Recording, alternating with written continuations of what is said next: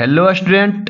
स्वागत है आप सभी का हमारे एक न्यू वीडियो में। कैसे हैं आप लोग? उम्मीद है कि आप लोग स्वस्थ होंगे, जबरदस्त होंगे। तो अगर आप लोग क्लास 10th बोर्ड एग्जाम 2026 को देने वाले हैं तो यह वीडियो आपके लिए काफी महत्वपूर्ण होने वाला है। देख लीजिए, ये आपका 974 कोड है। ये आपका एक मॉडल पेपर है 2026 बोर्ड एग्जाम के लिए, ठीक है ना। तो आज के वीडियो में हम लोग देखेंगे इसका हल। चलिए देखते हैं, आप लोग वीडियो के अंत तक बने रहिएगा।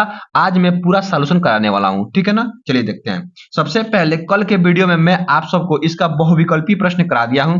अगर आप लोग नहीं देखे हैं बहुविकल्पी प्रश्न तो जाकर के मेरे चैनल पर देख लीजिएगा, ठीक है ना। आज देखने वाले हम लोग लिखित प्रश्न को कैसे हल करना है। चलिए देखते हैं। देखिए, ये रहा आपका अलिखित प्रश्न। देखिए, ये है आपका लिखित प्रश्न, ठीक है ना।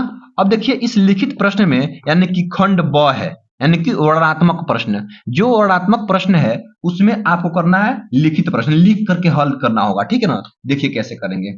सबसे पहले देखिएगा, ये आपका क्वेश्चन दिया गया है। ये क्वेश्चन है पहला नंबर। यहां लिखा गया है कि सभी खंड कीजिए। इसमें जितना भी क्वेश्चन दिया गया है आपको इसको हल करना होगा। देखिए पहला में क्या दिया गया, पहला क्वेश्चन लिखा है कि एक लंबवृत्तीय शंकु की ऊंचाई तथा आधार का व्यास क्रमशः 48 सेंटीमीटर एवं 28 सेंटीमीटर है। शंकु का आयतन ज्ञात कीजिए। देखिए सबसे पहले शंकु बनाया गया। सबसे पहले मैं आप सबको एक शंकु बनाकर दिखा देता हूं। देख लीजिए, ये आपका एक लंबवृत्तीय शंकु है। इस टाइप में आपका एक लंबवृत्तीय शंकु बनाया जाता है, ठीक है। ये मान लेते हैं क्या है आपका एक लंबवृत्तीय। जैसे मान लीजिए जो जोकर का होता है टोपी, जोकर का टोपी, उसी टाइप में क्या बनता है, ये आपका शंकु बनता है। इसको बोल देंगे क्या, शंकु। क्या बोल देंगे, शंकु। बिल्कुल सही। अब ध्यान दीजिए, बोला है कि एक लंबवृत्तीय शंकु की ऊंचाई तथा आधार का व्यास 48 सेंटीमीटर एवं 28। तो आपका इसका ऊंचाई दे दिया है, यानी कि ये आपका 48 सेंटीमीटर क्या दिया गया है, ये ऊंचाई दिया गया है। यहां से लेकर के यहां तक पूरा यह ऊंचाई आपका 48 सेंटीमीटर दिया गया है। बिल्कुल सही। आगे देखिए, और बोला है व्यास। देखिए आधार का व्यास 28, यानी पूरा यहां से लेकर के यहां तक क्या दिया गया आपका 28 सेंटीमीटर। इसको लिख लेते हैं यहाँ पे 28 सेंटीमीटर, यहां से पूरा यहां तक। बिल्कुल सही। अब हमको क्या करना है जी, इसको हमको हल करना है। देखिए कैसे हल करेंगे, आराम से हल कीजिएगा, कोई जल्दीबाजी नहीं है एग्जाम में। देखिए क्या करना होगा, सबसे पहले लिखना होगा हमको कि दिया है, जो दिया है उसको लिख लेंगे। ऐसे लिखेंगे तभी आपको नंबर मिलेगा फुल में फुल, यानी कि पूरा में पूरा जो नंबर दिया गया है। लिखेंगे क्या, शंकु की ऊंचाई। जो दिया गया है क्या दिया है, शंकु की ऊंचाई। शंकु की ऊंचाई, शंकु की ऊंचाई। शंकु की ऊंचाई को हम लोग किसे दिखाते हैं, एच से दिखाते हैं। किससे, एच से। तो शंकु की ऊंचाई पहला वाला है 48 सेंटीमीटर, तो यहाँ पे हम लोग 48 सेंटीमीटर भर देंगे। बिल्कुल सही। दूसरा बोला है, देखिए यहाँ पे आधार का व्यास, यानी शंकु की आधार का व्यास। यहाँ लिखेंगे क्या, यहाँ लिखेंगे शंकु का आधार का व्यास। आधार का व्यास, आधार का व्यास, व्यास से हम लोग डी से दिखाते हैं, डायमीटर डी से। तो डी इक्वल टू आपका 28 सेंटीमीटर ये दिया गया है। बिल्कुल सही। अब ध्यान देने की बात है, देखिए कैसे। अब हमारे पास यहाँ पे देखिए h का मान आ चुका है और मेरे पास यहाँ पे ये d का मान आ चुका है। अब हमको निकालना है क्या, शंकु का आयतन। लिखेंगे आप लोग यहाँ पे कि शंकु का आयतन। शंकु का आयतन, यानी कि शंकु का आयतन को हम लोग भी से दिखाते हैं। जनरली किसी भी आयतन को हम लोग भी से दिखाते हैं। तो इसका सूत्र क्या होता है, शंकु का आयतन का सूत्र क्या होता है, तो आप लोग लिखेंगे सूत्र।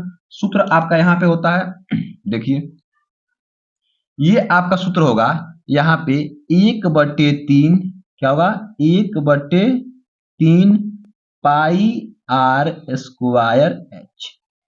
क्या होगा 1/3 पाई आर स्क्वायर एच होगा, ठीक है।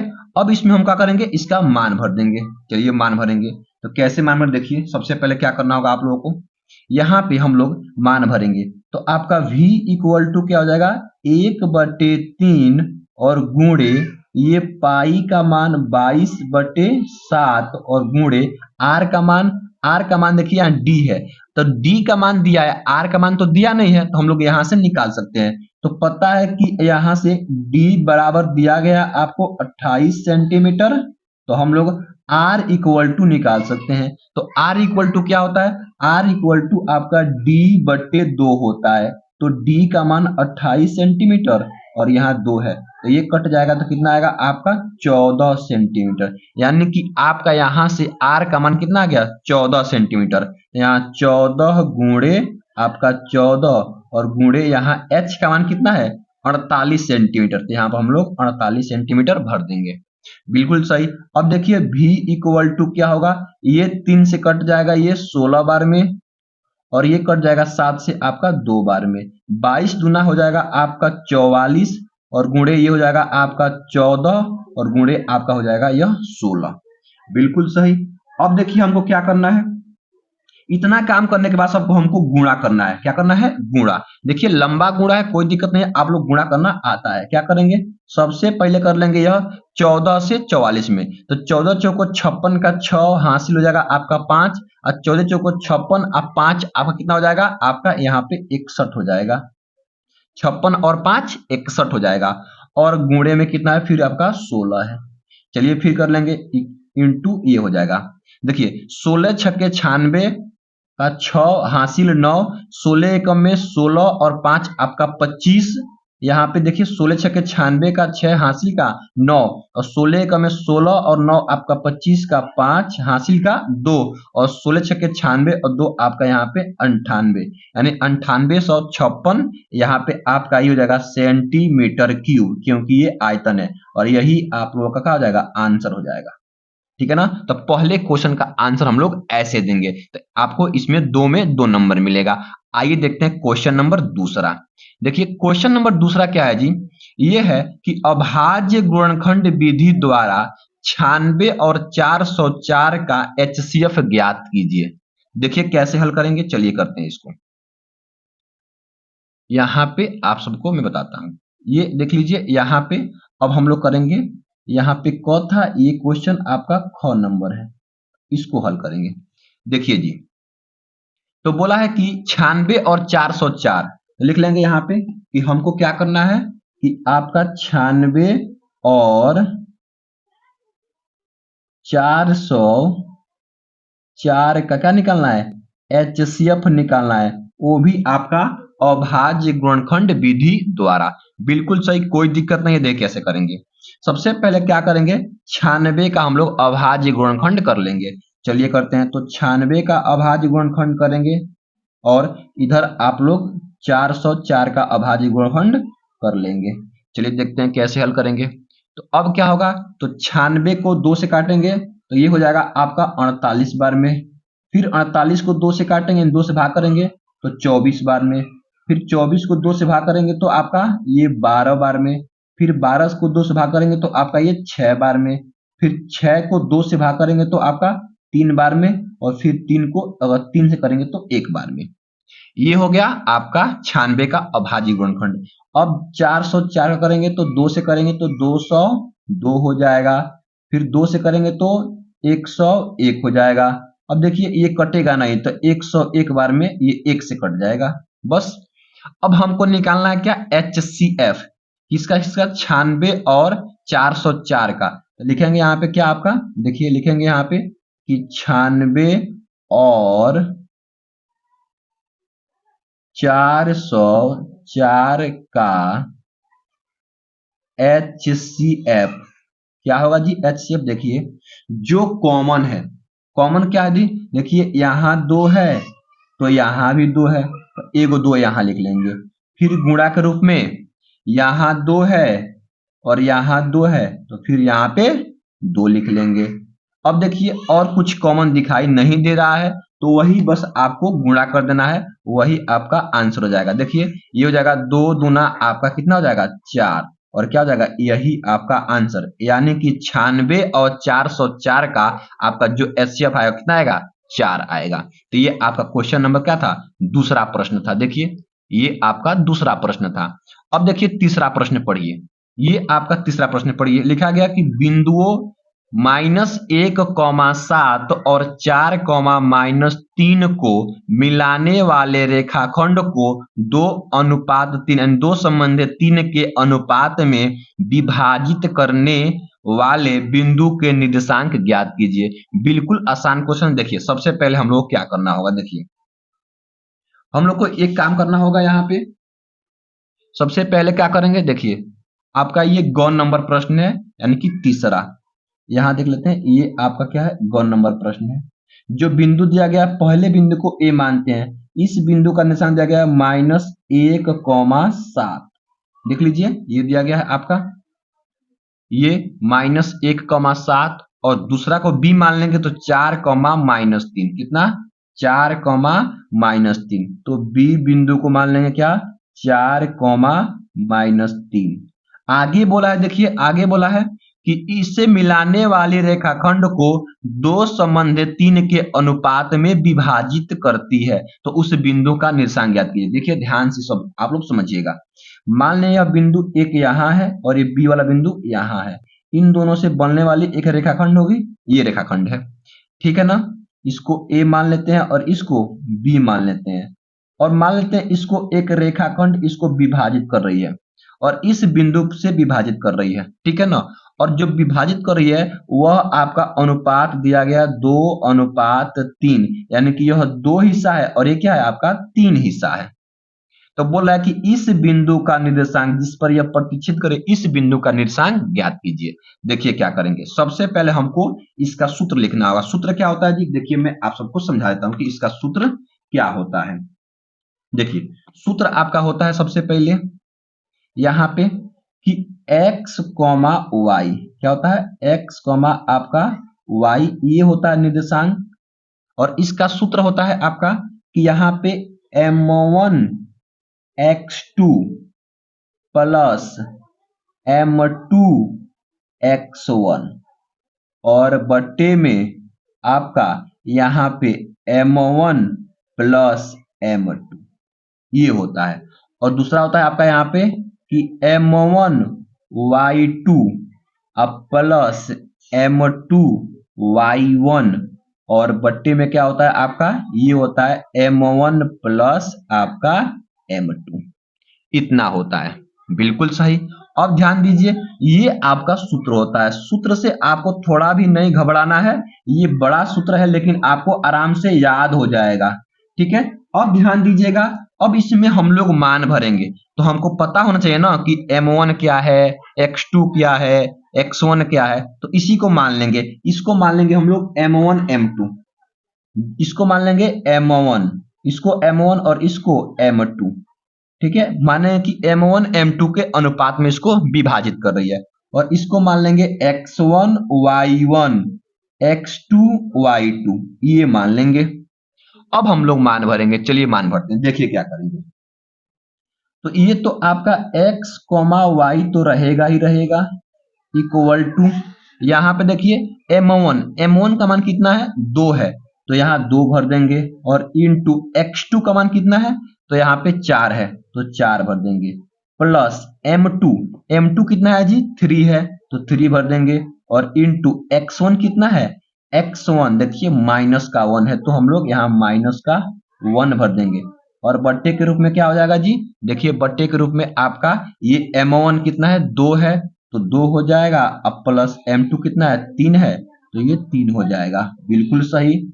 अब इतना हो गया, आगे कॉमा लगाएंगे। देखिए यहाँ पे m1 कितना है, 2 है, तो यहाँ पे हम लोग 2 कर देंगे, फिर गुणे y2 कितना है जी आपका, y2 माइनस का 3, तो माइनस का 3 कर देंगे, फिर प्लस m2 कितना है, तो 3 है, तो 3 कर देंगे, गुणे y1 कितना है, 7 है, तो 7 कर देंगे, और बट्टे में कितना हो जाएगा, देखिए m1 क्या है, 2 है, अब प्लस m2 क्या है आपका, 3 है। बस यही आपका अब आंसर आ चुका है, बस इसको हल कर देना है। चलिए इसको हम हल कर देते हैं। देखिए ये x कॉमा आपका y होगा।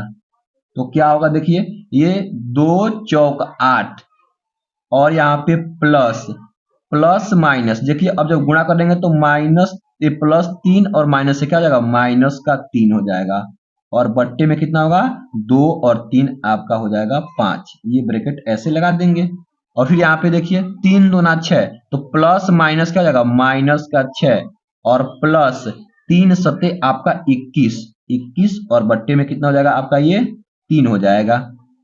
बिल्कुल आसान।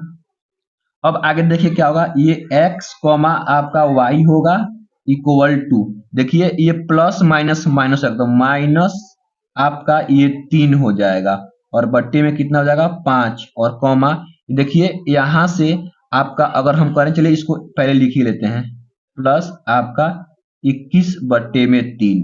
अब अगले स्टेप में इसको हम लोग हल कर लेंगे।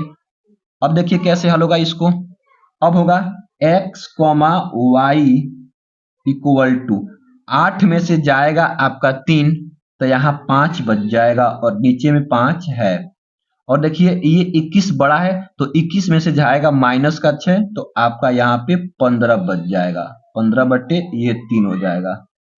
तो ये ऐसा हो गया। ये देखिए 5 से कट जाएगा एक बार में और यह कट जाएगा 3 से आपका 5 बार में, यानी कि फाइनली जो आपका निर्देशांक आया x कॉमा y का वह कितना आ गया, वह आ गया 1,5। क्या आ गया, 1,5। तो अब लिखेंगे, क्या लिखेंगे आंसर में, लिखेंगे कि अतः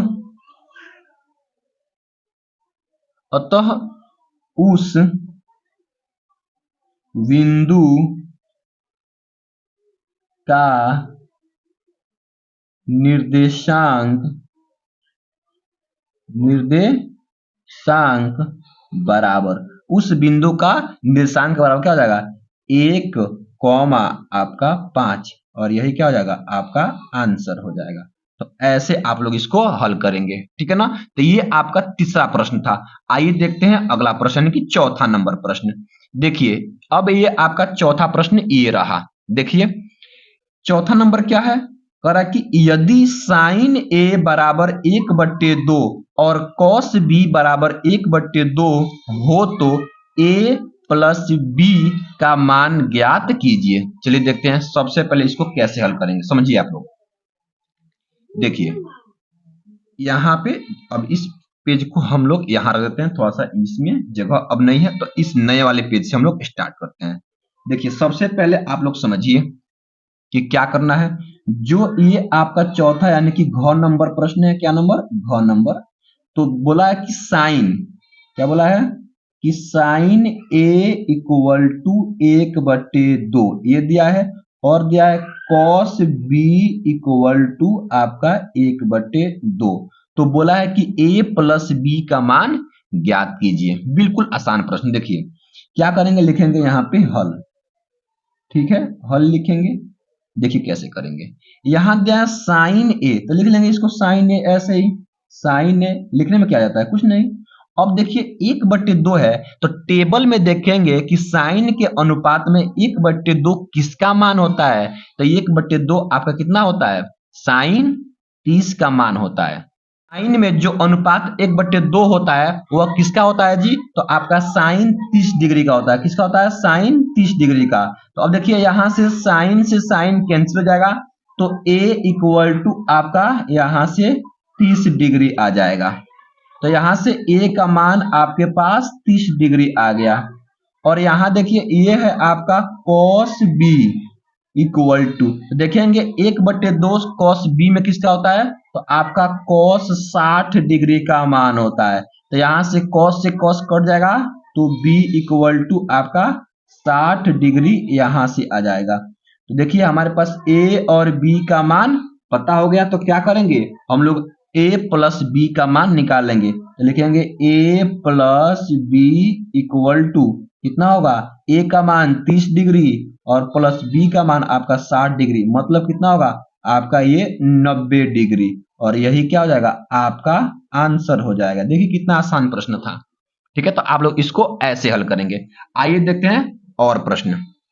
देखिए इसके आगे वाला प्रश्न, इसके आगे वाला प्रश्न क्या कर रहा है, देखिए मतलब 5वां अंगन नंबर।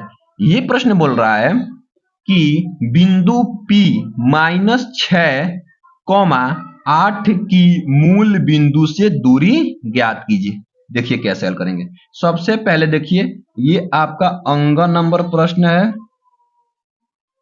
तो आपको क्या करना होगा, जो बिंदु दिया है -6, 8, ध्यान दीजिएगा बोला है क्या, इसका जो हमको दूरी निकालना है कहां से, मूल बिंदु से निकालना है। कहां से, मूल बिंदु से निकालना है, मूल बिंदु से।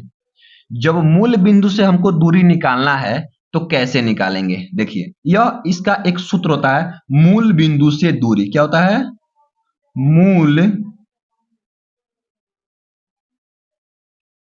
बिंदु से दूरी, मूल बिंदु से दूरी क्या होता है, अंडर रूट के अंदर होता है आपका x1 का होल स्क्वायर प्लस y1 का होल स्क्वायर। ये होता है कि अंडर रूट के अंदर x1 का होल स्क्वायर प्लस y1 का होल स्क्वायर। अब देखिए x1 क्या है जी, आपका x1 इसको मान लेंगे, पहले वाले को x1 और दूसरे वाले को y1 मान लेंगे। तो x1 कितना है, -6, तो अंडर रूट के अंदर क्या हो जाएगा जी, -6 का वर्ग, अब प्लस वहां से आपका y1 कितना है 8, तो 8 का वर्ग इक्वल टू, अब देखिए अंडर रूट के अंदर ये -6 है, तो -6 का जब हम लोग हल करेंगे यानी कि वर्ग करेंगे तो कितना आएगा जी, आपका आ जाएगा ये 36 और माइनस माइनस प्लस हो जाएगा, अब +8 का वर्ग आपका 64, तो कितना हो जाएगा, अंडर रूट के अंदर देखिए 36 और 64 आपका कितना हो जाएगा, ये 100 हो जाएगा। और पता है कि 100 का वर्गमूल कितना होता है, तो आप लोगों को पता होना चाहिए कि 100 का वर्गमूल कितना होता है, 10 होता है, तो ये 10 मात्रक होता है। क्या होता है, 10 मात्रक, और यही क्या हो जाएगा, आप लोगों का आंसर हो जाएगा, बिल्कुल सही। तो ऐसे आप लोग इसको हल करेंगे। आइए देखते हैं कुछ अलग प्रश्न, यानी कि 6 नंबर प्रश्न। देखिए ये आपका 6 नंबर प्रश्न है, बोला है यहाँ पे सिद्ध कीजिए कि cot A minus cos A बटे cot A plus cos A बराबर cosec A -1 और cosec A प्लस का 1। ठीक है, देखिए कैसे हल करेंगे। सबसे पहले आप लोगों को क्या करना होगा जी, इसको हमको यहाँ उतारना होगा। तो इस सादे पेज पे उस प्रश्न को हम उतार लेते हैं। देखिए ये आपका 4 नंबर प्रश्न है, क्या बोला है, cot A minus cos A। ध्यान दीजिए क्या होता है, cot A minus cos A और बटे में क्या है जी, यहाँ पे आपका cot A प्लस क्या है, cos A है, इक्वल टू हमको दिखाना है क्या, cosec A -1 और बटे में आपका cosec A प्लस का 1, ये हमको दिखाना है। ठीक है, हमको ये दिखाना है। अब ध्यान दीजिए यहाँ पे इसको हमको हल करना है, सिद्ध करना है। तो क्या करेंगे हम लोग, LHS से लेकर के इसको सिद्ध करेंगे। तो लिखेंगे LHS से, LHS से, तो LHS से क्या होगा, ये क्या है, cot A minus cos A और बटे के रूप में यहाँ पे cot A plus cos A, ये आपका दिया गया है। अब देखिए हम लोग इसको ऐसे कैसे हल कर सकते हैं, ध्यान दीजिए हमको ये लेके आना है। तो यहाँ cot A है, तो cot A का हम लोग फार्मूला पढ़े हैं, क्या होता है, cot A का फार्मूला होता है cos A बटे में आपका sin A, और ये जो माइनस cos है उसको cos A को ऐसे ही का ऐसे ही छोड़ देंगे, और बटे के रूप में आपका ये देखिए ये है cot A, तो इसको भी लिख सकते हैं क्या, cos A, और बटे में sin A लिख सकते हैं, और प्लस में क्या है आपका यहाँ पे cos A है। और जिस फार्मूला का हम लोग यूज किए हैं उस फार्मूला का यहाँ पे हम लिख देंगे ब्रैकेट के अंदर कि चूंकि क्या होता है कि कॉट थीटा इक्वल टू क्या होता है आपका कॉस थीटा और बटे में आपका साइन थीटा, बस थीटा के स्थान पे यहाँ पे ए है, तो इस फार्मूला का यूज किया गया है। आगे आप लोग लिख दीजिएगा, बिल्कुल आसान। अब इसको लिखने के बाद से देखिए हम लोग क्या करेंगे, ध्यान दीजिए। ये हो गया। अब देखिए यहाँ कॉस है, यहाँ कॉस है, और हम कॉस को कॉमन कर लेंगे तो क्या बचेगा, देखिए कॉस ए को जैसे हम कॉमन करेंगे तो यहाँ पे 1 साइन ए बच जाएगा, 1 sign A minus cos A हो जाएगा, और बटे के रूप में अगर हम नीचे भी वही काम करें कि यहाँ से कॉस ए को कॉमन कर लें, तो कॉस ए को जब हम कॉमन कर लेंगे तो 1 साइन ए और प्लस आपका यहाँ पे कॉस निकल चुका है तो यहाँ पे 1 बचेगा। ये तो गलत से यहाँ पे सॉरी 1 मिनट मिस्टेक हो गया, 1, और यहाँ भी क्या होगा 1 हो जाएगा, कोई दिक्कत नहीं, होता है मिस्टेक, हो गया।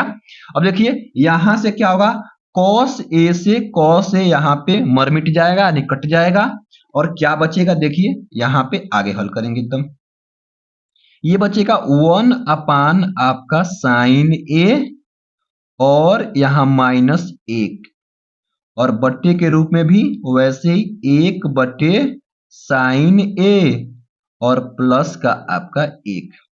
अब ध्यान दीजिएगा यहाँ पे एक और फार्मूला का यूज होने वाला है। 1 साइन ए को हम कॉसेक ए लिख सकते हैं, कॉसेक ए, और माइनस का 1 तो ऐसे है, और बट्टे में 1 साइन ए को फिर हम कॉसेक ए लिख सकते हैं, अब +1।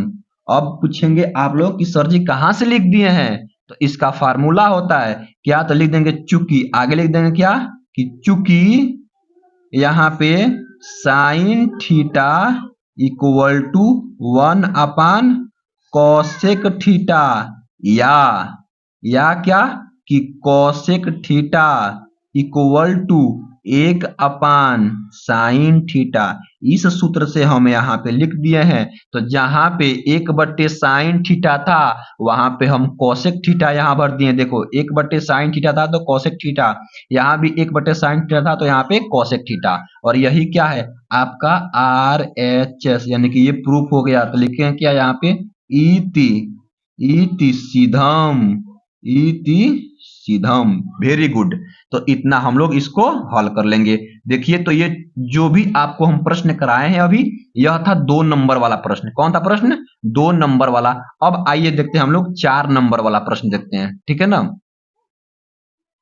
देखिए अब हम लोग देखेंगे 4 नंबर वाले प्रश्न को, ध्यान दीजिएगा यहाँ पे। अब देखते हैं 4 नंबर वाला प्रश्न। देखिए लिया है किन्हीं 5 खंडों को हल कीजिए। तो देखिए यहाँ पे आपको 5 खंड नहीं दे करके आपको 6 खंड दिया गया है, तो इसमें से 5 खंड को ही हल करना है, लेकिन हम तो सबको हल करेंगे। आप लोगों को जो प्रश्न इसमें से 5 को जो अच्छा लगेगा आप लोग उसको हल करेंगे, ठीक है ना। देखिए ये है यहाँ पे लिखा है किसी एपी का 17वां पद उसके 10वें पद से 7 अधिक है, इसका सार व अंतर ज्ञात कीजिए। बिल्कुल अच्छा प्रश्न है। देखिए कैसे इसको हम लोग हल करेंगे। सबसे पहले देखिए क्या करना होगा आपको इस प्रश्न को हल करने के लिए। इस प्रश्न को हल करने के लिए यानी कि ये दूसरा का क्या है, दूसरा का क नंबर है, दूसरा का क्या है क नंबर है। अब ध्यान दीजिए दूसरा का क नंबर है, क्या बोला है कि किसी एपी मतलब किसी समांतर श्रेणी का 17वां पद उसके 10वें पद से 7 अधिक है। तो अगर क्या करें हम, देखिए यहाँ पे मैं आप सबके लिए लिख दे रहा हूं कि जो इसका 17वां पद होगा, 17वां पद क्या है कि 10वें पद से 7 अधिक है, तो 17वां पद को लिख दे रहे हैं। अगर क्या कर दें 10वां पद को लिख दें, क्या लिख दें 10वां पद, और 10वां पद में अगर हम 7 को जोड़ दें तो क्या 17वें पद के बराबर नहीं हो जाएगा। क्यों, पहले ही बोल दिया है कि जो 17वां पद है वो 10वां पद से 7 अधिक है, तो यह 7 अधिक है, तो अगर इसमें हम 7 जोड़ दें तो यह दोनों आपस में क्या हो जाएगा, बराबर हो जाएगा। अब क्या करेंगे, अब इसका हम लोग यहाँ पे सूत्र लिख देंगे। तो 17वां पद का क्या हो जाएगा जी, पता है आप लोगों का जो भी हमको पद ज्ञात करना होता है उससे एक लिख देते हैं। तो अगर यहाँ 17 पद है तो a प्लस 16d लिख देंगे। अब आप लोग पूछोगे ये कहाँ से आ गया सर जी, बताइए इसको। तो अभी मैं आपको बताता हूं। और देखिए यहाँ पे ये 10वां पद है तो इसको a प्लस 9d लिख देंगे। अब प्लस यह 7 है, 7 लिख देंगे। चलिए अब देखिए हम इसको कैसे लिखेंगे, लिखेंगे चूंकि। क्या लिखेंगे? चूंकि। देखिए ध्यान से, हमको पता है कि यहाँ पे ए एनवा या अन यहाँ लिख देंगे। एनवा पद का सूत्र क्या होता है आप लोगों को पता होगा, ए प्लस एन माइनस 1 इंटू का डी होता है। क्या होता है? डी। अगर हम एन के स्थान पे अलग अलग मान रखते जाएं तो उसका हमको फार्मूला मिलता जाएगा। देखिए अगर एन के स्थान पे अगर हम यहाँ 17 भर देंगे तो क्या होगा, देखिए ये a प्लस या 17 माइनस 1 और इंटू में क्या हो जाएगा, d हो जाएगा। तो क्या हो जाएगा, a और प्लस 17 में से जाएगा एक तो 16 बच जाएगा और ये d है तो d हो जाएगा। देखिए आपका 17वां पद कितना आ गया, a प्लस 16d। इसी प्रकार यहाँ पे 10वां पद निकालेंगे तो यहाँ 10 भर देंगे तो आपका 10 में से घटेगा एक तो कितना आ जाएगा, 9d आ जाएगा। तो ये हो जाएगा। तो इस फार्मूला से हम लोग इसको ज्ञात कर सकते हैं। अब इसको हल करते हैं। देखिए a से a कट जाएगा क्योंकि ये प्लस में आएगा तो माइनस कट जाएगा और यहाँ बचेगा आपका 16d और इस 9d को लेके आएंगे तो माइनस में 9d हो जाएगा। क्यों? क्योंकि इधर प्लस में आएगा तो माइनस में, इक्वल टू 7। अब देखिए 16d में से जाएगा आपका 9d तो कितना बचेगा, यहाँ पे आपका बच जाएगा 7d। कितना हो जाएगा, 7d बराबर आपका 7। तो d बराबर 7 बटे में 7, ये कट जाएगा तो कितना आएगा, d इक्वल टू 1। और d क्या है, यही d आपका सार्वभौमांतर है। तो लिखेंगे चूंकि सार्वभौमांतर बराबर, लिखेंगे चूंकि सार्वभौमांतर बराबर कितना होगा आपका 1 और यही क्या हो जाएगा, आपका आंसर हो जाएगा। बिल्कुल गुड, ऐसे ही करेंगे आप लोग। आइए देखते हैं अगला प्रश्न को। अब देखिए इसमें का, अब देखेंगे हम लोग दूसरा प्रश्न। दूसरा प्रश्न क्या है कि समीकरण ज्ञात कीजिए। ध्यान दीजिए यह समीकरण है, आगे बोल दिया है शून्य ज्ञात कीजिए। थोड़ा सा यहाँ पे मिस्टेक हो गया था। क्या है, शून्य ज्ञात कीजिए। यह समीकरण का हमको क्या ज्ञात करना है, शून्य ज्ञात करना है। तो जो समीकरण है उसको हम सबसे पहले यहाँ पे लिख लेंगे। देखिए कौन सा क्वेश्चन है, ख नंबर है आपका, दूसरा का ख नंबर लिखेंगे यहाँ पे, दूसरा प्रश्न और उसका कितना, ख नंबर। क्या है आपका, बोल दिया देखिए अंडर रूट के अंदर 2x plus 7x plus 5 under root में आपका ये 2 और बराबर में 0। ये आपका एक द्विघात समीकरण दिया गया है और बोल दिया इस द्विघात समीकरण का क्या ज्ञात करना है, हमको शून्यक ज्ञात करना है। तो ध्यान दीजिए इसका शून्यक किस तरीके से ज्ञात करेंगे। सबसे पहले हमको पता है कि गुणनखंड विधि से हम लोग शून्यक ज्ञात करते हैं। ठीक है, अंडर रूट है तो डरने की कोई बात नहीं है, हम आपको यहाँ पे बताता हूं कि कैसे करेंगे। देखिए सबसे पहले क्या करना होगा जी, इन दोनों को आपस में गुणा करना होगा। तो क्या है, अंडर रूट में 2 और गुणे में क्या है 5, अंडर रूट में क्या है 2 है। जब गुणा करेंगे तो अंडर रूट में अंडर रूट से गुणा होगा तो केवल 2 बन जाएगा और गुणे में 5 और फिर 2 25 आपका कितना हो जाएगा, यहाँ पे 10 हो जाएगा। बिल्कुल सही। अब 10 आ गया, ध्यान दीजिए अब जो यह मध्य पद है ना, इस मध्य पद को 2 भागों में तोड़ना है ताकि उन दोनों को आपस में गुणा कर दें तो 10 तो आ जाए, लेकिन उन दोनों को आपस में जोड़ दें या घटा दें तो 7x आए। तो क्या करेंगे, अगर हम क्या करें, इसको हम 5 और 2 में तोड़ दें तो 5 दूना, देखिए 5 और 2 में तोड़ेंगे तो 5 दूना 10, अब 5 और 2 कितना हो जाएगा, आपका 7 हो जाएगा। बिल्कुल अच्छा प्रश्न है। तो यहां लिखेंगे क्या, under root 2x plus 2x plus 5x। क्यों, 2x और 5x यहाँ 7x हो जाएगा और प्लस ये 5 अंडर रूट में 2 बराबर 0। बिल्कुल सही।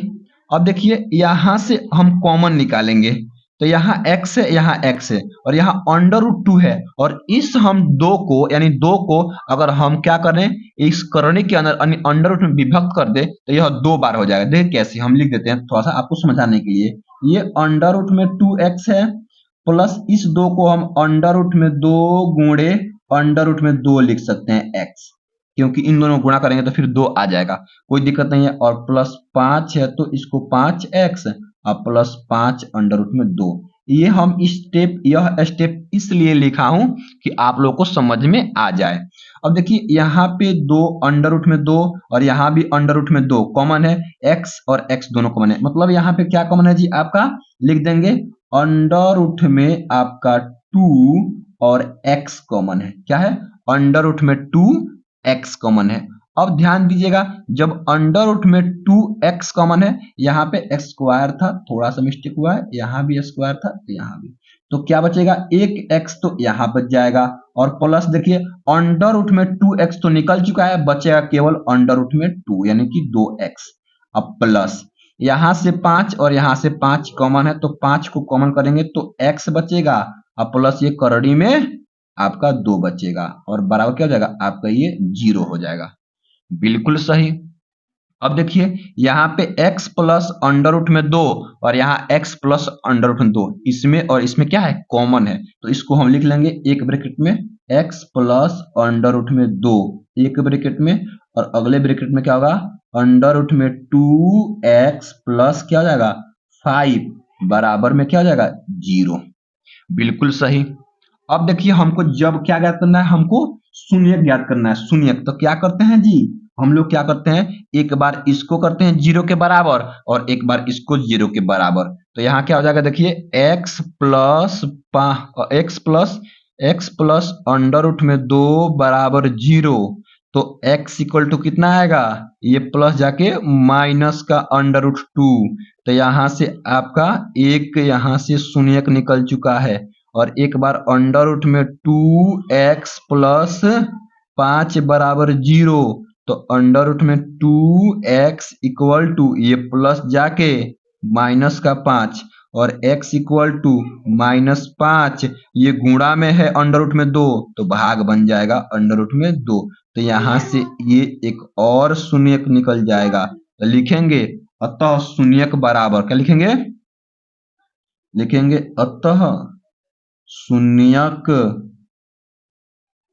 बराबर -2 और आपका कॉमा -5 बटे अंडर रूट में 2, और यही क्या हो जाएगा आपका आंसर हो जाएगा। बिल्कुल सही, ठीक है ना। तो ऐसे इसको आप लोग हल करेंगे, ठीक है ना। वीडियो अगर अच्छा लग रहा है तो वीडियो को आप लोग लाइक कर दीजिए, और चैनल पे पहली बार आए हैं तो चैनल को सब्सक्राइब कर लीजिए, ठीक है ना। आपके लिए मैं बहुत मेहनत करता हूं। देखिए अब देखिए ये प्रश्न, ये देखिए आपका गौ नंबर प्रश्न, ये प्रश्न काफी महत्वपूर्ण है और पेपर में कई बार आ चुका है। लिखा है कि एक त्रिभुज ABC की भुजा BC पर D बिंदु इस प्रकार है कि कोण ADC बराबर कोण BAC, सिद्ध कीजिए कि यहाँ पे CA का स्क्वायर बराबर CB इंटू CD।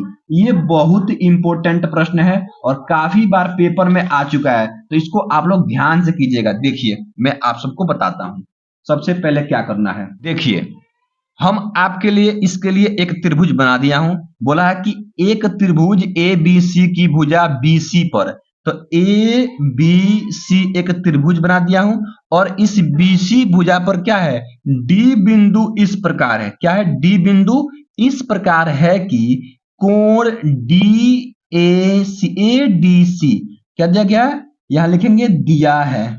क्या दिया है, देखिए दिया है कि जो कोण है, कौन सा कोण, ADC बराबर है कोण BDC के, ये बोला है, ठीक है ना। अब ध्यान दीजिएगा, यहां पे कोण ADC बराबर कोण BDC हमको दिया है, तो बोला कि सिद्ध कीजिए कि ये वाला हमको सिद्ध करना है। क्या सिद्ध करना है, लिख दें, चलिए उसको भी लिख देते हैं। सिद्ध करना है, सिद्ध करना है, क्या सिद्ध करना है उसको भी लिख देते हैं। CA स्क्वायर बराबर CB इंटू CD, ये है, इतना हमको सिद्ध करना है। तो यह कोण यहां बन रहा है, एक कोण इसकी बात बोला है और एक कोण इसका हमको काम है। अब ध्यान दीजिएगा, अब हमको कैसे इसको हल करना होगा, सबसे पहले आप लोग समझ लीजिए कि दिया है कोण एडीसी, एडीसी यह कोण और आपका बीडीसी, बीडीसी, बीएडी, यहाँ बीएसी है, बीएसी क्या है, बीएसी, बीएसी ये वाला कोण के क्या है, बराबर है। ये दोनों कोण आपस में क्या है, बराबर है। अब देखिए हमको क्या करना होगा, तो सबसे पहले यहां लिखेंगे उपपत्ति, उपपत्ति किसी का पति नहीं जी, उपपत्ति, ठीक है, उपपत्ति। तो उपपत्ति में क्या लिखेंगे, देखिए ध्यान दीजिए, यहां पे हम लोग को लिखना होगा त्रिभुज।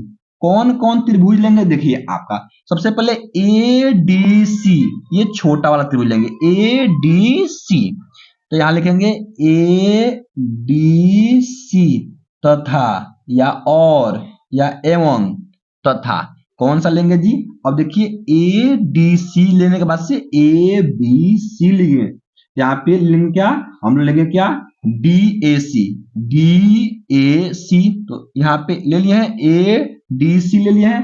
अब क्या लेंगे ए बी सी, तो त्रिभुज A B C, A B C, बिल्कुल राइट।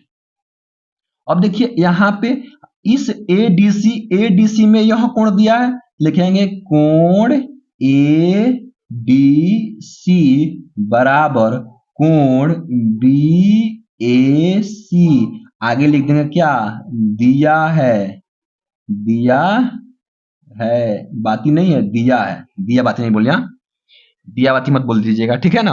अब हो गया कि दिया है।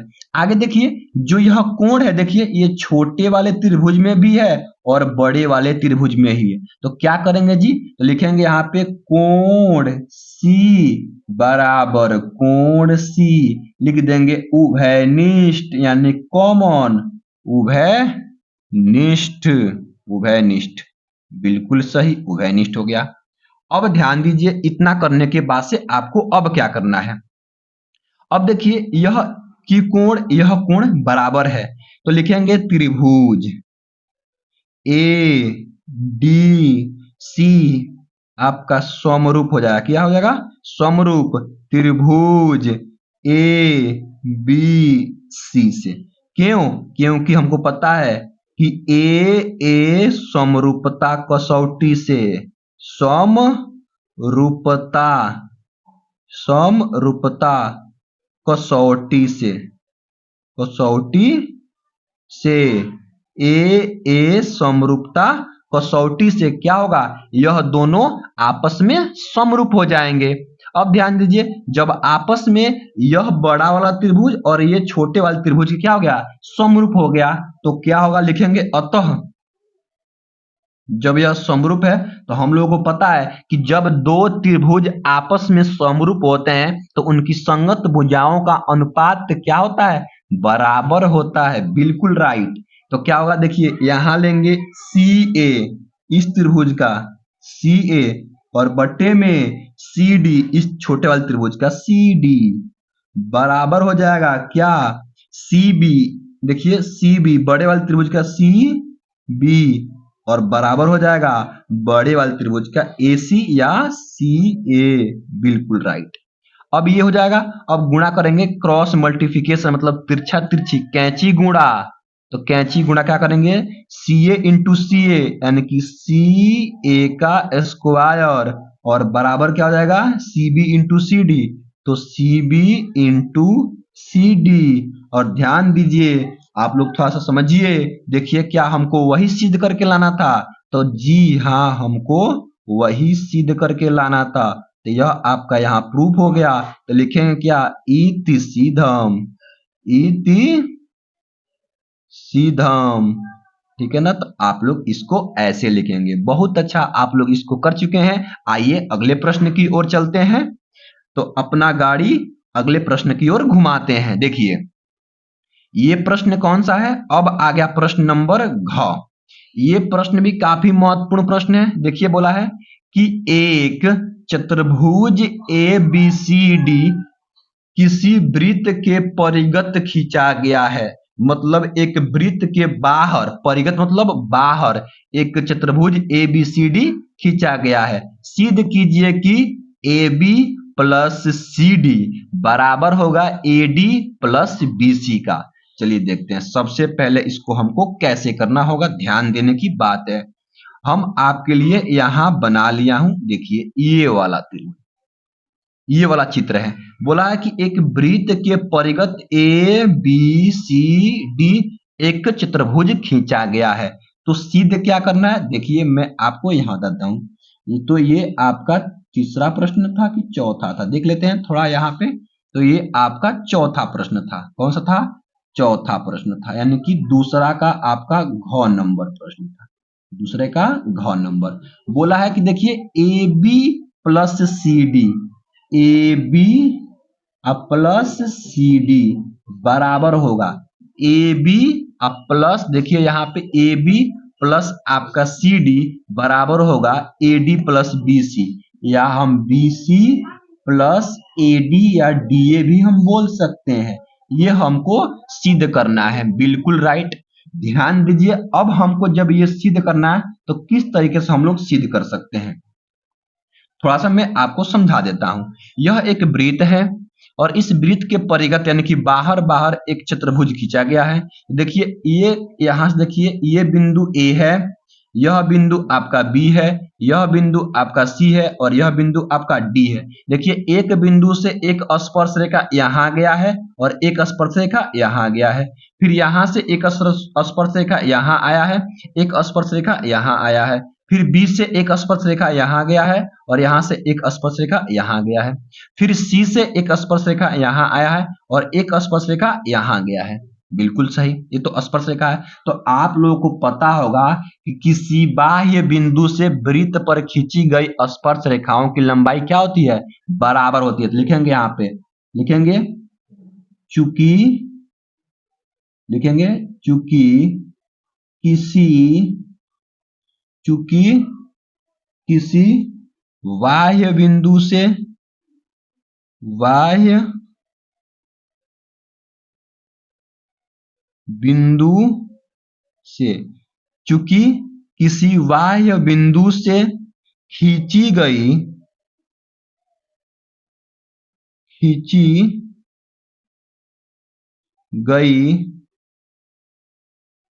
स्पर्श रेखाओं की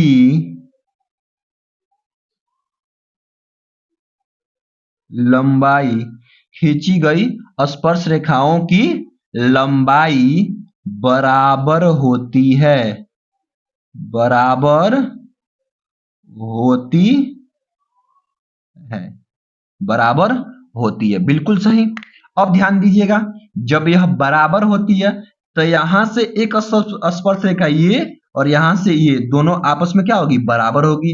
यहां से ये दोनों बराबर होगी, यहां से ये दोनों बराबर होगी और यहां से ये और ये आपस में बराबर होगी। तो लिखेंगे अतः, लिखिएगा आप लोग अतः, क्या लिखेंगे कि जो एपी होगा, एपी कौन है, ये एपी बराबर होगा आपका एएस का। क्या लिखेंगे, एएस का, इसको मानेंगे समीकरण 1। वैसे ही ये बीपी होगा और ये बीक्यू के बराबर, तो लिखेंगे बीपी बराबर बीक्यू, और ये समीकरण आपका दूसरा, बिल्कुल राइट। इसी प्रकार यहां देखिए आपका ये सी आर बराबर सी क्यू, तो यहां लिखेंगे सी आर बराबर सी क्यू, और ये आपका समीकरण नंबर तीसरा होगा।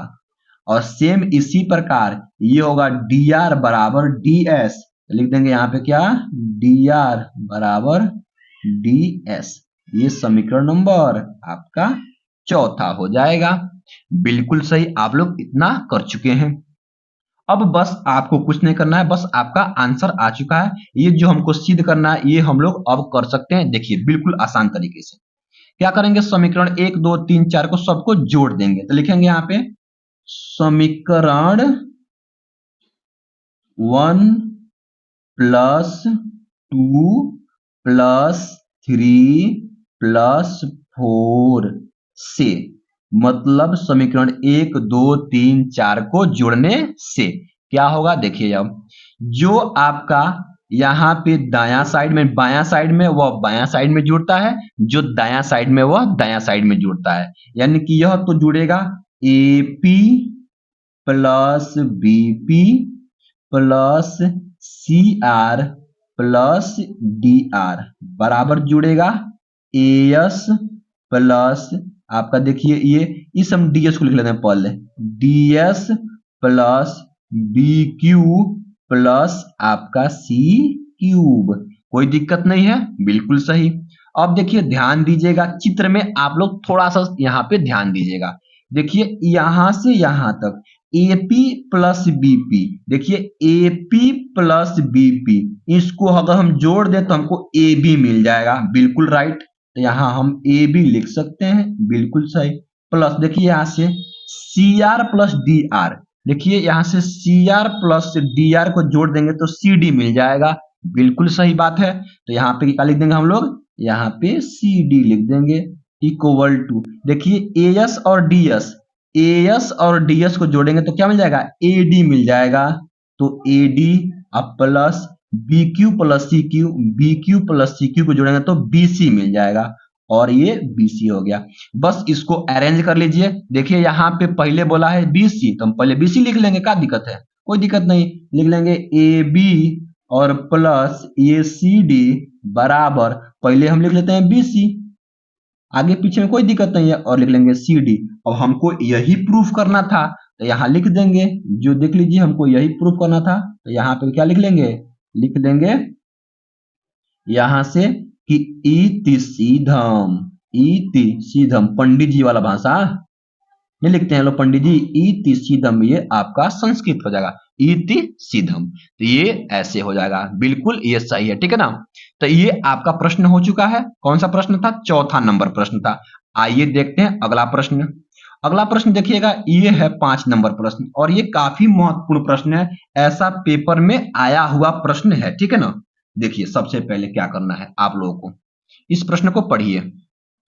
सबसे पहले प्रश्न को पढ़ने से समझ में आपको आ जाएगा आसानी से। देखिए क्या करना है, बोला है कि यदि दिए गए आवृत्ति वितरण के आंकड़ों का माध्यक 28.5 है तो x और y का मान ज्ञात कीजिए, और दिया है n बराबर 60, ये वर्गांतर दिया गया है, और इसके पीछे यहां देख लीजिएगा ये आपका यहाँ पे दिया गया है इसका बारंबारता, क्या दिया गया है जी, यहाँ पे देखिए ये बारंबारता दिया गया है। तो बिल्कुल कोई बात नहीं, देखिए कैसे हल करेंगे। सबसे पहले आप लोगों को क्या करना होगा, आप लोग भी समझ लीजिए पहले। तो हम लोग देखिए क्या करेंगे, मैं आपके लिए यहाँ पे पहले से इसको लिख करके रख लिया हूं ताकि यहाँ पे समय थोड़ा कम लगे। देखिए ये वर्ग आंतर दिया होगा तो इसको हम वर्ग आंतर को ऐसे लिख लेंगे, और ये बारंबारता दिया गया है तो इस बारंबारता को ऐसे लिख लेंगे, बिल्कुल सही। अब देखिए यहाँ लिखे हम संचयी बारंबारता, तो इस संचयी बारंबारता को हम कैसे निकालते हैं। तो देखिए संचयी बारंबारता को निकालने के लिए ना एक आपका नियम है, जैसे आप लोग जिगजैग पढ़े हैं कि ऐसे ऐसे ऐसे लाइन देखे ना, तो क्या करेंगे सबसे पहले तो इस 5 को यहाँ लिख देंगे, क्या करेंगे यहाँ पे 5 को, तो चलिए 5 को हम लिख देते हैं, और 5 में x को जोड़ देंगे तो क्या होगा x प्लस 5, तो यहाँ पे x प्लस 5 हो जाएगा। अगली बार में क्या करना है जी, अगली बार में x प्लस 5 में 20 को जोड़ देना है, तो 20 प्लस 5 25 हो जाएगा, तो x प्लस आपका 25 हो जाएगा। फिर अगली बार में देखिए अब हम 15 को जोड़ देंगे, तो x प्लस आपका 15 प्लस 25 कितना होगा, आपका हो जाएगा 40, कितना हो जाएगा 40, तो यहाँ पे हो जाएगा क्या x प्लस आपका 40, क्योंकि देखिए 15 और 25 आपका 40 हो जाएगा। आगे देखिए अब इस 40 में हमको y जोड़ना है, तो क्या लिखेंगे x प्लस y अब प्लस आपका 40, और इसमें जोड़ना है 5 को, तो क्या होगा x प्लस y अब प्लस 40 और 5 आपका 45, बिल्कुल सही बात है। अब आप लोग ध्यान दीजिएगा, जो n का मान दिया है इसमें n इक्वल टू कितना दिया था जी, 60 दिया था, अभी समझाया हूं, तो n इक्वल टू यहाँ पे 60 दिया है, तो यह 60 इसके बराबर होता है। तो देखिए यहाँ पे हम आपको हल करा के इसको दिखा देता हूं। तो देखिए जो x plus x plus Y equal to कितना होगा जी, ये x प्लस वाई अब प्लस 45 इक्वल टू आपका 60 होगा। तो यहाँ से x plus Y equal to निकल जाएगा कितना 60, ये प्लस है तो माइनस का 45, तो कितना होगा यहाँ से x plus Y equal to यहाँ से आपका 15 आ जाएगा। इसको हम समीकरण 1 मान लेंगे, बिल्कुल सही, यहाँ से समीकरण 1 मान लेंगे। जब इसको हम लोग समीकरण 1 मान लेंगे तो देखिए इसको हम लोग कैसे इसको अब हल करेंगे। देखिए ये आपका यहां से निकल चुका है, अब हम लोग को इसको हल करना है, यानी कि ये अंग नंबर प्रश्न है, इसको कैसे हल करेंगे। देखिए सबसे पहले यहाँ n का मान दिया गया है 60, ठीक है, तो जो माध्यक बोला है उसका सूत्र तो पता होना चाहिए पहले ना, तब ना पता चलेगा कि हमको क्या क्या निकालना है क्या नहीं निकालना है। देखिए सूत्र क्या होता है, तो माध्यक का सूत्र, तो माध्यक या माध्यिका भी होता है, उसी को माध्यक या माध्यिका बोलते हैं। तो माध्यक बराबर आपका होता है सूत्र, ये होता है L और प्लस ये ब्रैकेट के अंदर होता है N/2 माइनस CF और बट्टे में आपका F और इंटू क्या होता है आपका ये H होता है, ये आपका सूत्र होता है। बिल्कुल सही, कोई दिक्कत नहीं है। अब इसमें हमको L क्या होता है, N क्या होता है, N तो दिया गया है यहाँ पे कि बारंबारता का योग दिया गया है, और यहाँ CF क्या होता है संचयी बारंबारता, और H क्या होता है वर्ग माप होता है, और F क्या होता है ये बारंबारता होता है। चलिए देखिए सबसे पहले मैं आपको यहीं पर सब लिख करके बता दूंगा, एकदम आसानी भाषा। देखिए इसी सारणी से हमको सबका मान ज्ञात करना होगा, ठीक है ना, इस सारणी से हमको सबका मान ज्ञात करना होगा। तो इस सारणी में सबसे पहले देखिए हमारे पास माध्य दिया गया है, क्वेश्चन में हमारे पास क्या दिया गया है माध्य दिया गया है। तो माध्य इक्वल टू कितना दिया गया है, तो माध्य बराबर हमको 28.5 दिया गया है, बिल्कुल सही। अब देखिए जो माध्य 28.5 है वह किस वर्ग अंतराल में आ रहा है, देखिए इसमें आ रहा है 20 से 30 वाला में, तो लिख देंगे जो 20-30 में आ रहा है, ये लिख देंगे क्योंकि ये 28, 20 और 30 के बीच में ही आएगा, ठीक है। अब इस 20 और 30 को हमको पकड़ लेना है। देखिए ध्यान से 20 और 30 कहां पर पड़ा हुआ है, तो देखिए इस आपका जो यह सारणी है 20 और 30 ये वाला है, बस इसी को पकड़ लीजिएगा, इसका नाथ पकड़ लेंगे लो। अब देखिए जो इन दोनों का अंतर होगा ना यही वर्ग माप होगा, वर्ग माप यानी कि h का मान। तो इन दोनों का अंतर कितना है 10 है, तो यहां लिखेंगे वर्ग माप, लिखेंगे वर्ग माप, वर्ग माप यानी कि h का मान कितना है आपका, h का मान आपका यहाँ पे 10 होगा, h का मान कितना होगा 10 होगा, ये हो गया। और देखिए यहाँ पे जो इसके सिद्ध में वाला जो बारंबारता है ये वाला, ये आपका बारंबारता कहलाएगा, क्या कहलाएगा बारंबारता कहलाएगा, यानी कि माध्यक वर्ग की बारंबारता। यहाँ लिखेंगे हम लोग, लिखेंगे क्या कि माध्यक वर्ग की बारंबारता, माध्यक वर्ग की बारंबारता, इसको हम लोग F से दिखाते हैं। तो कितना है आपका ये 20 है, बिल्कुल राइट। और ध्यान दीजिए ये देखिए अब ये जो 20 है तो माध्यक वर्ग की निम्न सीमा, इसको L से दिखाते हैं, लिखेंगे यहाँ पे कि माध्यक वर्ग की निम्न सीमा, लिखेंगे हम लोग यहाँ लिखेंगे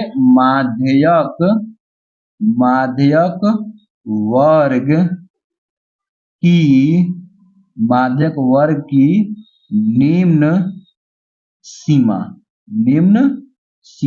तो निम्न सीमा यानी कि इसको हम लोग L से दिखाते हैं, लोअर L से।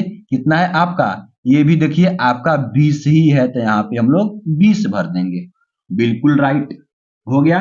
अब देखिए अब जस्ट हम लोग यहाँ आने वाले हैं। देखिए जिस हम वर्ग अंतराल को पकड़े थे इसका संचयी बारंबारता के जस्ट ऊपर वाला यही आपका संचयी बारंबारता यानी कि CF कहलाएगा, क्या कहलाएगा CF। लिखेंगे क्या, लिखेंगे संचयी बारंबारता बराबर, आप लिखिएगा यहाँ पे क्या कि संचयी बारंबारता, संचयी बारंबारता, संचयी बारंबारता यानी कि आपका CF इक्वल टू कितना है आपका x प्लस ये 5 है। बिल्कुल राइट, इतना हो गया। अब देखिए बस आपको क्या करना है, बस आपको हल करना है, इस सूत्र में रख करके यहां से x का मान निकल जाएगा, फिर हम लोग y का मान भी निकाल सकते हैं। और एक बात और लिख लेते हैं कि जो x प्लस y आया था कितना आया था, याद कीजिए 15 आया था, तो यहाँ पे लिख लेते हैं और इसको हम समीकरण नंबर 1 मान लिए थे। बिल्कुल सही। चलिए अब हम लिखेंगे माध्यक, माध्यक बराबर क्या होता है जी, माध्यक बराबर होता है आपका L और प्लस ये होता है आपका n/2 और माइनस CF और बटे में आपका F इंटू में H होता है। बिल्कुल सही। अब देखिए माध्यक तो हमको पता है, देखिए माध्यक तो हमको पता है 28.5, यहाँ पे भर देंगे हम लोग 28.5 इक्वल टू L का मान 20 है, ये भी पता है, और प्लस n/2, n का मान तो 60 है और बट्टे में 2 माइनस CF का मान देखिए यहाँ पे माइनस है, ध्यान दीजिएगा यहाँ पे, तो यहाँ ब्रैकेट लगाकर लिखेंगे x प्लस 5 ताकि ये माइनस इसको अंदर वाले को माइनस करेगा बाद में, और बट्टे में इंटू में h का मान कितना है जी, देखिए h का मान 10 है, यहाँ 10 भर देंगे, और सबसे सबका बट्टा कितना है जी, यहाँ पे ये है 20, तो यहाँ f का मान 20 भर देंगे। बस इसको अब हल कर लेते हैं, हमारा आंसर आ गया। देखिए ये तो 28.5 है इक्वल टू ये तो 20 है प्लस ये 30 हो जाएगा ऊपर 30, और ये माइनस जब टूटेगा तो माइनस x माइनस आपका 5 ब्रैकेट बंद हो जाएगा, यानी कि बड़ा ब्रैकेट था, और बटे में आपका ये 20 हो जाएगा और इंटू में ये 10, देखिए 10 से ये कट जाएगा आपका 2 बार में, और इस 20 प्लस में आएगा तो माइनस होगा, तो लिख लेंगे 28.5 माइनस ये हो जाएगा 20 इक्वल टू, देखिए ये 30 में से घटेगा 5 तो आपका 25 माइनस का x बच जाएगा, ठीक है, और बट्टे में कितना हो जाएगा आपका ये 2 हो जाएगा। बिल्कुल सही। ये देखिए ये घटेगा 28.5 में से घटेगा 20 तो आपका 8.5 इक्वल टू बचेगा 25 माइनस x बटे में 2, यहाँ पे बट्टा 1 मान सकते हैं। बिल्कुल सही। और तिरछा तिरछी गुणा कर देंगे तो क्या होगा, देखिए ये 2 से इसमें गुणा करेंगे तो 8.5 है, और 2 से गुणा करेंगे तो 17 हो जाएगा, और ये हो जाएगा 25 माइनस x। अब देखिए क्या करेंगे जी, अब इस 25 को इधर भेज देंगे तो क्या होगा 17 माइनस का 25, क्योंकि ये प्लस में है आएगा तो माइनस, तो माइनस x। अब ये देखिए माइनस 25 में से घटेगा 17 तो कितना बचेगा जी, आपका 8 हो जाएगा 8, और ये माइनस में आएगा और माइनस x, माइनस से माइनस कैंसिल तो x इक्वल टू आपका 8, कितना आएगा 8, तो x का मान हमको 8 आ चुका है, तो y का मान निकलेगा समीकरण 1 में रखेंगे, लिखेंगे x का मान समीकरण 1 में रखने पर, तो समीकरण 1 क्या है जी, देखिए समीकरण 1 आपका है x plus Y equal to आपका 15, तो x का मान है 8 भर देंगे प्लस y इक्वल टू आपका हो जाएगा 15, तो y इक्वल टू कितना है 15, और ये प्लस जाके माइनस का 8, तो y इक्वल टू आपका 7। तो देखिए x और y का मान निकल चुका और यही पूछा था, तो लिखेंगे अतः, आंसर लिखेंगे अतः x बराबर 8 और y बराबर 7, और यही क्या हो जाएगा आप लोगों की आंसर हो जाएगा।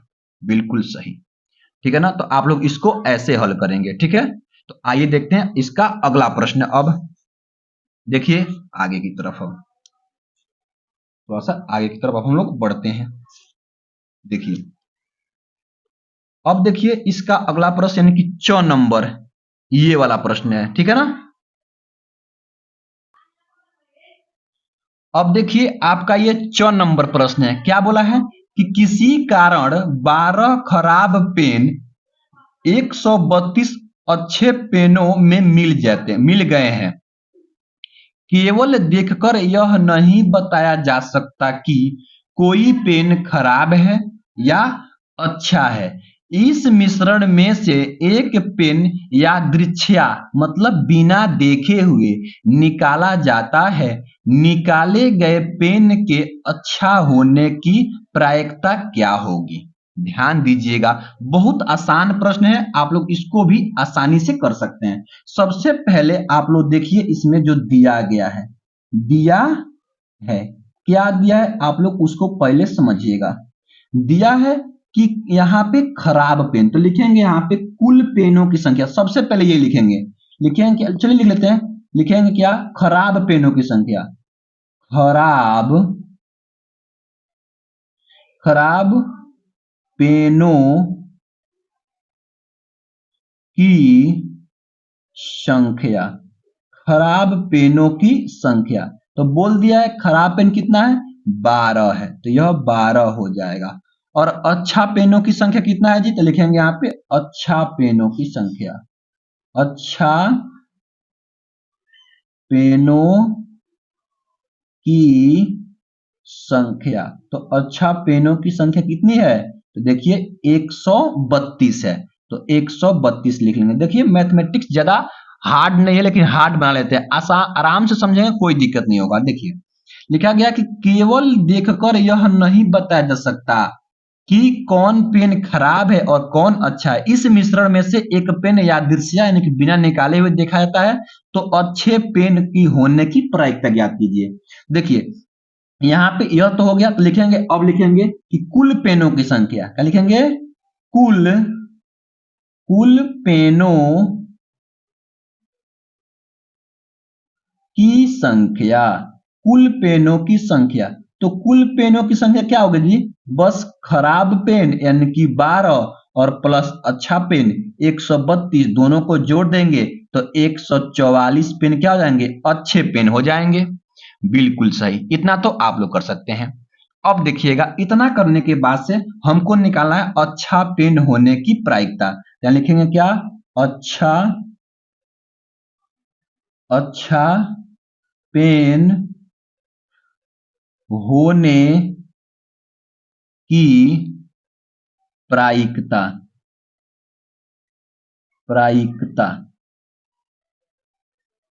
अच्छा पेन होने की प्रायिकता। तो इसका सूत्र क्या होगा कि ऊपर लिखेंगे अच्छा पेन, लिखेंगे क्या,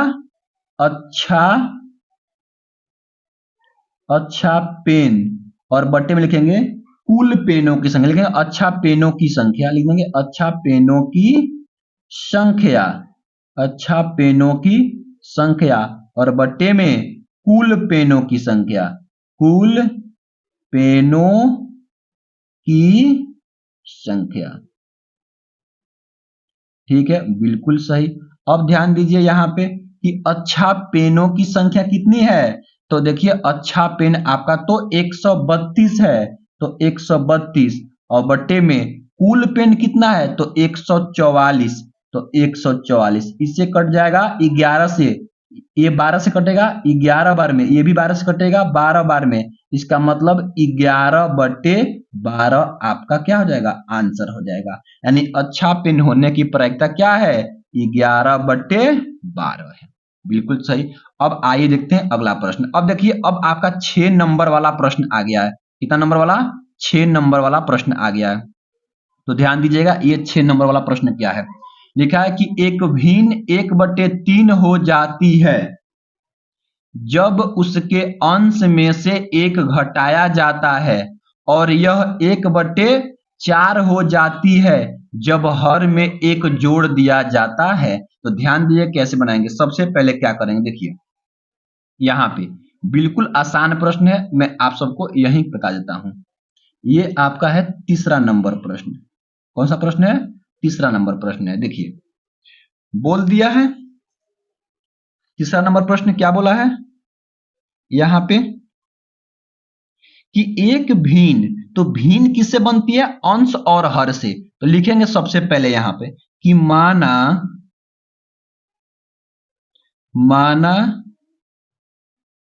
भिन्न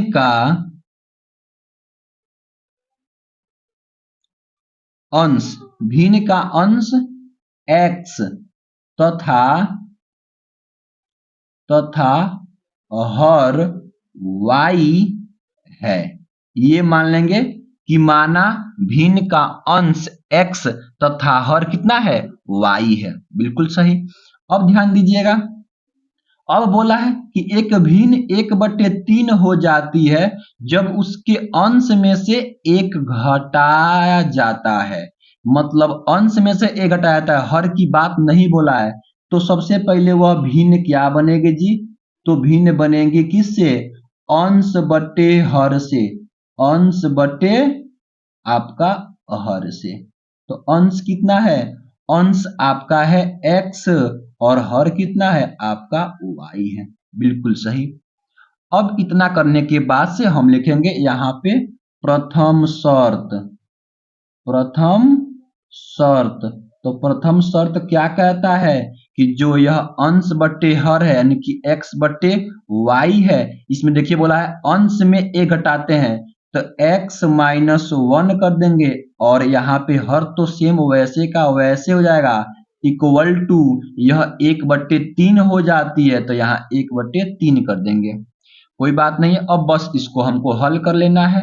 तो ये 3 से करेंगे तो क्या हो जाएगा? 3x minus 3 equal to y को भी इधर लेके आते हैं तो 3x माइनस y और इस 3 को उधर भेज देंगे तो क्या हो जाएगा? आपका यहाँ पे 3 हो जाएगा और इसको हम लोग मान लेंगे समीकरण नंबर 1। ठीक है, समीकरण नंबर 1 हो गया। आगे देखिए, अब लिखेंगे द्वितीय शर्त। तो द्वितीय शर्त क्या कहता है जी? द्वितीय शर्त आपका ये कहता है, देखिए यहां बोला है कि अगर और यह 1/4 हो जाती है, कब? जब हर में 8 जोड़ दिया जाता है। तो अंश का बात नहीं बोलता, तो अंश x का x रह जाएगा और y यानी हर में 8 हम लोग जोड़ देंगे तो कितना होगा? आपका यह 1/4 हो जाएगा। बिल्कुल सही। जब यह 1/4 हो जाएगा, इसको हल करेंगे तो 4 से गुणा करेंगे तो 4x इक्वल टू 1 से करेंगे तो y प्लस का 8, y को इधर लाएंगे तो 4x minus y equal to 8। इसको मान लेंगे समीकरण नंबर 2। अब देखिए समीकरण 1 को भी यही लिख लेते हैं तो 3x minus y equal to कितना हो जाएगा? ये 3। समीकरण क्या है? 1 है। इसको हमको हल करना होगा तो अब हम लोग इसको हल कर लेंगे, जानते हैं किस विधि से? इसको हम कर लेंगे विलोपन विधि से। किस विधि से? विलोपन विधि से। विलोपन विधि से। तो विलोपन विधि क्या है कि किसी एक चर का गुणांक हमको क्या करना होता है? बराबर करना होता है। तो देखिए यहाँ y के गुणांक बराबर है तो लिख देंगे घटाने पर। घटाएंगे तो ये माइनस है, ये प्लस है तो माइनस, ये माइनस है तो प्लस और ये माइनस। माइनस y से प्लस y कैंसिल हो जाएगा, 4x में से जाएगा 3x तो केवल x बचेगा और 8 में से जाएगा 3 तो यहाँ पे 5 बच जाएगा। तो x का मान यहाँ से 5 आ चुका है। अब x का मान समीकरण 1 या 2 किसी में देंगे तो y का मान निकल जाएगा। देखिए लिखेंगे यहाँ पे x का मान समीकरण 1 में रखने पर, तो समीकरण 1 क्या है? 3x माइनस y बराबर ये 3 है। ठीक है, देखिए 3 इंटू एक्स के स्थान पे 5 भर देंगे माइनस y इक्वल टू 3 कर देंगे तो यहाँ पे 3 पचे 15 माइनस y इक्वल टू 3 तो क्या होगा? देखिए y इक्वल टू 3, ये जाएगा तो माइनस का 15 तो y इक्वल टू ये माइनस में तो माइनस का कितना आएगा? 12 आएगा। इससे ये कट जाएगा तो यहाँ से y इक्वल टू कितना होगा? आपका 12 हो जाएगा। तो यहाँ से y का मान 12 आ गया। तो भिन्न क्या हुआ? देखिए भिन्न, तो यह भिन्न x का मान कितना आया है? 5 आया है तो 5 हो जाएगा और y का मान 12 आया है, 12 हो जाएगा और यही क्या हो जाएगा? आपका आंसर हो जाएगा। तो बिल्कुल यह ऐसे ही आप लोग इसको हल करेंगे। ठीक है ना? तो यह प्रश्न तो हो गया। अब देखिए इस प्रश्न को हमको नहीं करना है, क्यों? क्योंकि बोल दिया है अथवा में ये कीजिए या ये कीजिए। अब हमको करना है यह प्रश्न को, कौन सा प्रश्न करना है? ये चौथा में ये कीजिए या ये कीजिए, दोनों में से कोई एक प्रश्न करना होगा, ठीक है ना। चलिए हम इसको ही कर देते हैं। देखिए इसको कैसे हल करेंगे। तो सबसे पहले आप लोगों को क्या करना होगा जी? तो सबसे पहले आप लोगों को करना होगा यहाँ पे इसका चित्र ड्रॉ करना होगा। जब तक इसका चित्र हम लोग ड्रॉ नहीं करेंगे तब तक हम लोग नहीं कर पाएंगे, ठीक है ना। देखिए ये चौथा प्रश्न है और ये 6 नंबर वाला प्रश्न है। बोला है कि एक 80 मीटर चौड़ी सड़क के दोनों ओर आमने समान ऊंचाई वाले, कितना? समान ऊंचाई वाले, ठीक है ना, समान ऊंचाई वाले, समान ऊंचाई वाले दो खंभे लगे हुए हैं। खंभों के बीच सड़क पर स्थित किसी बिंदु से इन दोनों खंभों के शिखर के उन्नयन कोण क्रमशः 60 अंश और 30 अंश है। खंभों की ऊंचाई और खंभों से बिंदु की दूरी ज्ञात कीजिए। तो देखिए सबसे पहले हमको क्या करना होगा। देखिए सबसे पहले यहाँ बना लेंगे हम लोग, यहाँ से मान लेते हैं कि यह 80 मीटर है। कितना है? 80 मीटर मान लेते हैं, 80 मीटर है, ठीक है। और यहाँ से एक खंबा इधर है और एक यहाँ से खंबा इधर है। मान लेते हैं यह खंबा का उन्नयन कोण ऐसे बन रहा है और इस खंबा का उन्नयन कोण आपका ऐसे बन रहा है। ये बन रहा है, मान लेते हैं पहला दिया गया 60, तो यहाँ 60 मान लेंगे, और दूसरा दिया है 30, तो इसको हम लोग 30 मान लेंगे। इसको ए मानते हैं, इसको बी मानते हैं, इसको सी मानते हैं, इसको डी मानते हैं और इसको हम लोग ई मानते हैं। बिल्कुल सही। ये एच होगा क्योंकि यह खंबा है, तो यह भी एच होगा क्योंकि बोल दिया है कि दोनों खंभों की ऊंचाई कितनी है? समान है। देखिए बोला है आमने सामने समान ऊंचाई वाले खंभा, तो यह एच तो यह भी एच। इसको अगर हम एक्स मान लेते हैं सी डी की लंबाई, तो यह क्या होगा? 80 माइनस का एक्स, ठीक है ना, क्योंकि पूरी लंबाई कितना है? 80 है। इतना हो गया, बिल्कुल सही। अब इसको हल करेंगे, लिखेंगे हल। तो क्या करेंगे जी? देखिए लिखेंगे यहां पे कि माना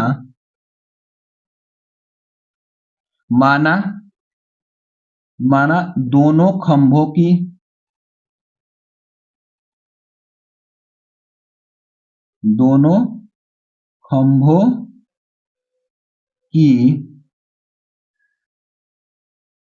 ऊंचाई h मीटर है। दोनों खंभों की ऊंचाई क्या है? h मीटर है, ये मान लेंगे। सबसे पहले हम इस त्रिभुज जाएंगे CDE से, तो लिखेंगे त्रिभुज CDE से। बिल्कुल सही। देखिएगा क्या करना है हमको। ये CDE है ना, इसको हमको क्या करना होगा समझ लीजिए। सबसे पहले यहां लेंगे हम tan थीटा। क्या लेंगे? tan theta. तो tan थीटा क्या होता है? लंब बटे आधार, तो ये होगा लंब DE। क्या होगा? लंब DE, और बटे में आधार कितना होगा आपका? ये CD। क्या होगा? CD।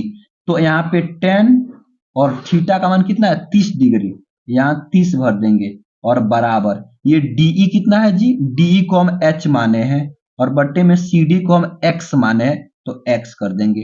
अब हमको पता है, क्या पता है? देखिए पता है कि tan 30 का मान 1 बट्टे अंडर रूट में 3 होता है, इक्वल टू H बट्टे X। तिरछा तिरछी गुणा करेंगे तो X इक्वल टू क्या होगा जी? ये होगा आपका अंडर रूट में 3H। इसको मानेंगे समीकरण नंबर 1। बिल्कुल सही। समीकरण नंबर इसको क्या मानेंगे हम लोग? 1 मान लेंगे। अब देखिए अब हम जाएंगे इस त्रिभुज की ओर। तो इस त्रिभुज में कैसे हल करेंगे? देखिए ले लेंगे क्या?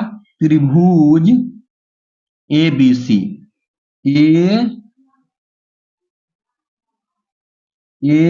ABC, त्रिभुज ABC से, त्रिभुज ABC से क्या होगा जी? देखिए लिखेंगे यहाँ पे क्या? tan थीटा लेंगे। क्या लेंगे? tan थीटा बराबर AB और बट्टे में क्या हो जाएगा? BC। तो लिख लेंगे क्या? BC। और यहाँ देखिए इसमें थीटा का मान कितना है? 30 डिग्री है, तो यहाँ पे tan और यहाँ पे क्या हो जाएगा? 60 डिग्री। सॉरी क्या है? 60 डिग्री, तो 60 बन देंगे। और AB क्या है? H माने हैं और BC क्या है? 80 माइनस X माने हैं, तो 80 माइनस H माने हैं। बिल्कुल सही। अब देखिए क्या करेंगे? tan 60 का मान अंडर रूट में 3 होता है और H बट्टे क्या हो जाएगा? 80 माइनस X। बिल्कुल सही। इसका बट्टा 1 मानते हैं और तिरछा तिरछी गुणा कर देंगे, तो h इक्वल टू क्या हो जाएगा, ये अंडर रूट में 3 और ये 80 माइनस का x। अब देखिए समीकरण ए से यहाँ पे हम x का मान भर देंगे, तो x equal to under root में 3 और 80 माइनस x का मान कितना है आपका अंडर रूट में 3h है, तो लिख देंगे आगे यहाँ पे क्योंकि x बराबर अंडर रूट में 3h। ठीक है, अब देखिए h इक्वल टू क्या होगा, तो h इक्वल टू आपका यहाँ हो जाएगा, देखिए 80 से गुणा करेंगे तो 80 करड़ी में आपका 3 और ये माइनस अंडर रूट में 3 इंटू अंडर रूट में 3 कितना जाएगा, केवल 3 इंटू का h, ये माइनस में आएगा तो प्लस, तो क्या हो जाएगा जी h plus 3h equal to 80 under root में 3 और ये 3 और आपका 1 कितना हो जाएगा 4h equal to 80 under root में 3, तो h इक्वल टू क्या होगा 80 अंडर रूट में 3 और बट्टे में 4, क्योंकि ये गुणा में आएगा तो भाग बन जाएगा, ये 4 से कट जाएगा 4 यानी कि 20 बार में, तो h equal to 20 under root में ये 3 हो जाएगा। ठीक है, ये इतना हो जाएगा। अब देखिए h का मान निकल चुका है, तो हम लोग अब x का मान भी निकाल लेंगे समीकरण 1 से, तो h देखिए यहाँ पे, तो x बराबर क्या है अंडर रूट में 3 इंटू और h का मान कितना आया है 20 करड़ी में 3, तो भर देंगे यहाँ पे, तो x इक्वल टू ये गुणा होगा तो क्या हो जाएगा आपका 3 और इंटू में 20, तो x इक्वल टू कितना आएगा 60 आ गया। तो देखिए x का मान 60 मीटर में होगा, ये मीटर में, और ये भी कितने होगा मीटर में होगा। तो ध्यान दीजिए यह मीटर में, तो 60 तो ये हो गया, जब ये 60 मीटर हो गया तो पूरा 80 है तो ये कितना होगा 20 मीटर होगा, तो ये 60 मीटर और ये 20 मीटर, और ये हो जाएगा क्या आपका आंसर हो जाएगा। ठीक है ना, अब देखिए आपका यहाँ पे एक लास्ट प्रश्न बचा हुआ है, इसको भी देख ही लेते हैं। ठीक है ना, देखिए ये प्रश्न है, ये 5 नंबर है, ये तो करना नहीं है अथवा दिया इसको छोड़ देंगे, इसको करना है। लिखा गया है लकड़ी के एक ठोस बेलन के प्रत्येक सिरे पर एक अर्धगोला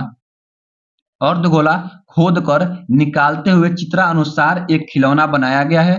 यदि बेलन की ऊंचाई 10 सेंटीमीटर है और आधार की त्रिज्या कितना है 3.5 सेंटीमीटर है, तो इस खिलौने का संपूर्ण पृष्ठीय क्षेत्रफल ज्ञात कीजिए। तो आप लोग इसको बनाइएगा या इसको बनाइएगा, तो यह क्वेश्चन आपके लिए होमवर्क में है, तो आप लोग जरूर इसका कमेंट कीजिएगा इसका हल करके, या इसका हल या इसका हल, तो ये आप लोग का होमवर्क में है। तो मिलते हैं अगले वीडियो में, तब तक के लिए थैंक यू। तो अगर वीडियो अच्छा लगा है तो वीडियो को लाइक कर दीजिए, और आप लोग चैनल पे पहली बार आए हैं तो चैनल को सब्सक्राइब कर लीजिए, ताकि ऐसा वीडियो आप लोग को हमेशा मिलता रहे। Thank you for watching this video.